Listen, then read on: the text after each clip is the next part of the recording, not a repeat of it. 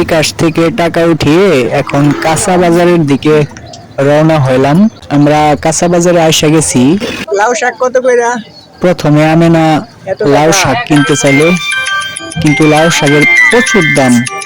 50 টাকা আটি, 50 টাকা দিয়ে এক আটি নেওয়া হলো আমেনার জন্য। আমেনা আশা রাখছে, লাউ শাক খুবই পছন্দ করে উনি। এখন এইখান থেকে বাঁধাকপি নিব। এখন বেগুনের দাম জিগাইয়া দেখি খুবই আকাশ ছোঁয়া চড়া দাম, 100 টাকা কেজি। তাই হাফ কেজি বেগুন লওয়া হইলো। হাফ কেজি এটাই দেন। এখন মাছ হাটির সামনে দাঁড়ালাম দুধ কিনতে। দুধের দাম চাইতেছিল প্রতি লিটার বোতল সহ 70 টাকা।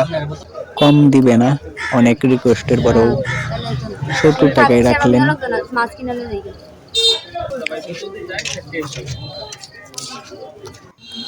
হাফ কেজি সিম কিনা হয়েছে, আর এই যে 1 কেজি 1.5 কেজির উপরে সিলভার কাপ মাছ কিনা হইলো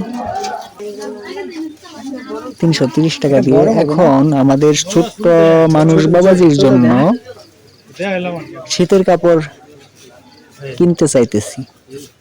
আচ্ছা 2 পিস কত? কাপড় কিনতে যা খুবই আচ্ছা দেখছি, মনে করেন দেখতে হবে কত না। বম্ব হয়ে গেলাম যে অনেক আচ্ছা এটা বড় হলে টাকা দাম চাইলো। এখান থেকে যে কমাবো এরকম বুঝতেছিলাম না। 4 মাসের বলা হয়েছে।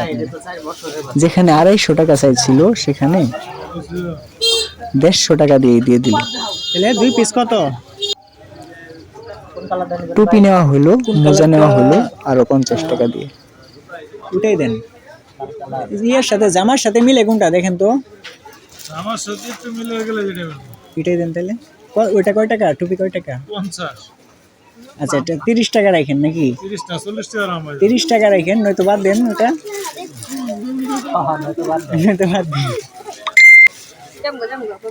তাহলে সর্বমোট কত হইলো? 150 টাকা। বেশি হইছে না।